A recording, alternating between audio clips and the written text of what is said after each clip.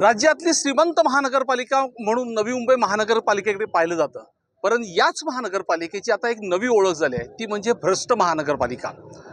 याच महापालिकेच्या तिजोरीवरती डोळा ठेवून राज्यातल्या शासनातले अनेक अधिकारी याच महानगरपालिकेकडे येण्यासाठी चढाओढ करत आहेत। ह्या सगळ्या अधिकाऱ्यांना नवी मुंबई महानगरपालिकाच का हवी आहे आणि ह्या इथे सुरू असलेल्या भ्रष्टाचाराच्या विरोधात आज अजित पवार यांच्या राष्ट्रवादी काँग्रेसने मोर्चा काढलेला आहे। त्याचं कारण देखील हाच आहे। काय म्हणाल, तुम्ही सत्तेत आहात, परंतु सत्तेत असताना देखील तुम्हाला हा मोर्चा काढावा लागतो।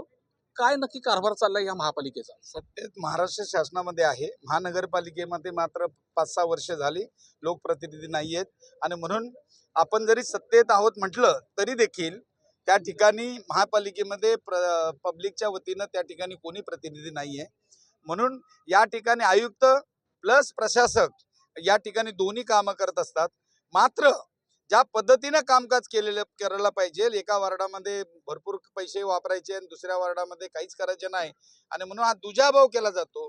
त्याचबरोबर अधिकारी जे आहेत त्या अधिकाऱ्यांची त्या ठिकाणी मग हॉस्पिटल असेल, हॉस्पिटलमध्ये लोक नाहीत, डॉक्टर नाहीत, मात्र इथं मात्र डॉक्टर आहेत। तर डॉक्टर लोकांनी इथं येण्याचा मुख्य हेतू काय आहे, का ते प्रवास करतात एवढा लांब, याचा अर्थ तुम्हाला मी सांगायची आवश्यकता नाही। आणि म्हणून ज्या पद्धतीनं चुकीचं काम चालू आहे ते चुकीचं काम थांबवण्यासाठी आणि लोकांना पारदर्शकता कारभार व्हावा अशा ठिकाणी आयुक्तांना आम्ही या ठिकाणी भेटायला बऱ्याच विषय आहेत। मग ती आपले चौपाटे असेल, गार्डन असतील, मैदान असतील, डॉक्टर उपलब्ध करून द्यायचे असतील, सफाई कर्मचारी, पाण्याची टाकी, गार्डन, त्यांना समान काम समान वेतन असेल, असे अनेक कार्यक्रम घेऊन आम्ही तिथं आलोय। आज मच्छीमार बांधव त्या ठिकाणी मच्छी पकडतात आणि मच्छी विक्रेते म्हणून त्या ठिकाणी शिडको नव्हती, महानगरपालिका नव्हती तेव्हापासून, पण तिथं बिल्डर आला, त्या बिल्डरला त्या अधिकाऱ्यांनी बोलून अधिकाऱ्यांची सुपारी घेतली आणि तिथले आमचे फेरीवाले म्हणजे भाजी विक्रेते, मच्छी विक्रेते त्यांना सुपारी घेऊन काढायला निघाले, मी तुम्हाला दुसरीकडे जागा देतो। आयुक्तच मुळात खूप कडक शिस्तीचे आहेत, खूप त्यांनी शिस्त लावले, खूप कडक आहेत असे म्हटलं जाते। नाही, ते ज्यांचं कामं होतात ना ते उगीच विनाकारण खोटी प्रसिद्धी देत असतात।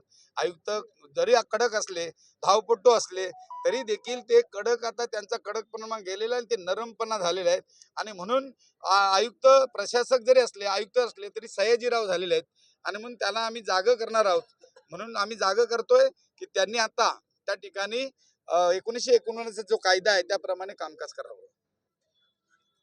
नवी मुंबई महानगरपालिका एकदा श्रीमंत महानगरपालिका म्हणून ओळख आहे। तिजोरीवरती सगळ्यांचा डोळा आहे, राजकीय पक्षांचा देखील डोळा आहे, पुढाऱ्यांचा पण डोळा आहे, पण प्रशासनातल्या अधिकाऱ्यांचा देखील डोळा आहे महानगरपालिकेच्या तिजोरीवर। म्हणूनच राज्यातले अनेक अधिकारी इकडे येण्यासाठी चढाओढ केली जाते। मी तेच सांगतो तुम्हाला की भरपूर एका ठिकाणी मासे असल्याने की लोक पकडायला जातात। हे जे अधिकारी आहेत ज्यांना प्रत्येकाला नवी मुंबई महानगरपालिका पाहिजे, जो उठतो तो नवी मुंबई महानगरपालिकेला। आता कितीतरी पहिले किती 4-5 आपले 5 ते 6 उपायुक्त होते, आता काहीतरी 16 का 18 लोक आहेत आणि एक विभाग मग आयुक्त आता काय वाटणी करायला लागले। गार्डन मध्ये 2 भाग, याच्यामध्ये 2 भाग, त्याच्यामध्ये 2 भाग आणि म्हणून आपण दोघे भाऊ आणि जे आहे ते वाटून घेऊ आणि माझ्या वाट्याला हात नको लावू, अशी परिस्थिती या महानगरपालिकेमध्ये झालेली आहे। आणि दोन्ही पालकमंत्री वादावाद सुरू आहे, 2 आमदार वादावाद सुरू आहे, खासदार वादावाद सुरू आहे आणि जनतेला मात्र वाऱ्यावर सोडलेलं आहे आणि म्हणून ते जनतेकडे कोणाचं लक्ष असावं म्हणून अजितदादाचा एक सच्चा कार्यकर्ता, तटकरे साहेबांचा एक सच्चा कार्यकर्ता, जनतेचा सच्चा सेवक म्हणून आज या ठिकाणी मी आलेलो आहे आणि मी हे जे अजिबात खपून घेणार नाही। आयुक्तांनी जर त्यांच्या कायद्यानुसार जर ऐकलं नाही तर आयुक्तांच्या खुर्चीवर आयुक्तांना आम्ही बसू देणार नाही। आयुक्तांच्या खुर्चीवर आम्ही त्यांना बसून देणार नाही। नवी मुंबई महानगरपालिकेत पारदर्शकपणेच काम झालं पाहिजे अशी भूमिका घेत आज राष्ट्रवादी काँग्रेसने मोर्चा काढला। पालिका प्रशासन, न्यूज 18 लोकमत, पालिका प्रशासन, पालिका